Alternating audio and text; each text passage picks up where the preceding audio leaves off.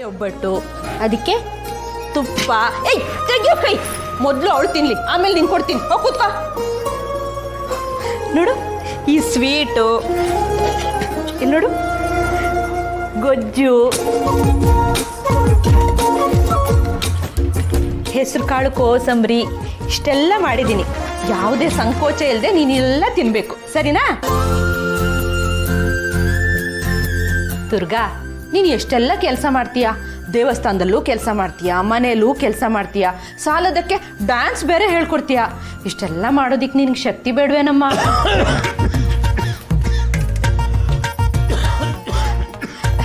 ದುರ್ಗಾ, ನೀನು ಡ್ಯಾನ್ಸ್ ಮಾಡೋದನ್ನ ನೋಡ್ತಾ ಇದ್ರೆ 2 ಕಣ್ಣು ಸಾಲದು ಕಣಮ್ಮ. ಅಲ್ಲಮ್ಮ, ಅವತ್ತು ಅಕ್ಕ ಡ್ಯಾನ್ಸ್ಗೆ ಹೋಗ್ಬೇಕಾರೆ ನೀನು ಬೈತಿದ್ಯಲ್ವಾ? ತಲೆ ಹೊರಟೆ, ಸುಮ್ಮನಿರೋ.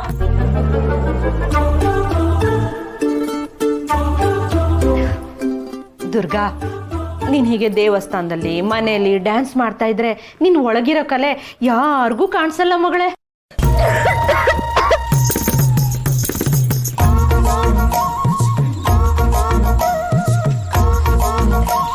ದುರ್ಗಾ, ನಿನ್ ಪ್ರತಿಭೆ 4 ಜನಕ್ಕೆ ಗೊತ್ತಾಗಂಗ್ ಮಾಡ್ಬೇಕು ಕಣಮ್ಮ. ಪ್ರಭಾವತಿ, ನಿನ್ನ ಮನಸ್ಸಿನಲ್ಲಿ ಏನಿದೆ ಅದನ್ನು ನೇರವಾಗಿ ಹೇಳ್ಬಿಡು.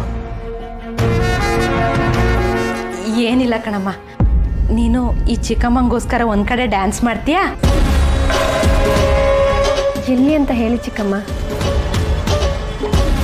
ಅದು ನಮ್ಮ ಅಮೃತೇಶ್ವರ ಗುರುಗಳಿದ್ದಾರಲ್ಲ, ಅವರ ಆಶ್ರಮದಲ್ಲಿ.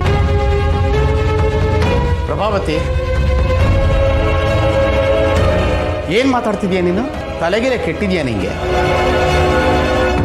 ನಮ್ಮ ದುರ್ಗ ಹೋಗಿ ಅವನ ಮುಂದೆ ಯಾತಕ್ಕೆ ಡ್ಯಾನ್ಸ್ ಮಾಡಬೇಕು?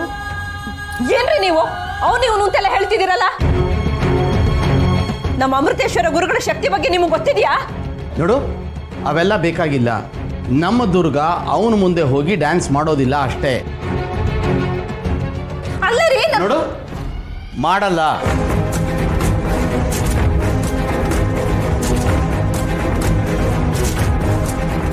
ದುರ್ಗಾ, ನೀನು ಅವ್ರು ಹಾಗೆ ಹೇಳ್ತಾರೆ ಅಂತ ತಲೆ ಕೆಡ್ಸ್ಕೋಬೇಡಮ್ಮ. ನೀನು ನನಗೋಸ್ಕರ ಡ್ಯಾನ್ಸ್ ಮಾಡ್ತೀಯ ಅಲ್ವಾ? ಡ್ಯಾನ್ಸ್ ತಾನೆ ಮಾಡಕ್ ನಂಗೇನು ಇಲ್ಲ. ಆದ್ರೆ ಚಿಕ್ಕಪ್ಪ.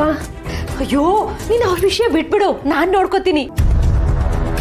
ನೀನು ಡ್ಯಾನ್ಸ್ ಮಾಡ್ತೀನಿ ಅಂದ್ಯಲ್ಲ, ನನಗಷ್ಟೇ ಸಾಕು. ನನ್ನ ಬಂಗಾರ, ತಗೋ ಇನ್ನೊಂದು ಕಜ್ಜಾಯ ತಿನ್ನು. ತಿನ್ನಮ್ಮ, ತಿನ್ನು, ತಗೋ ತಿನ್ನು.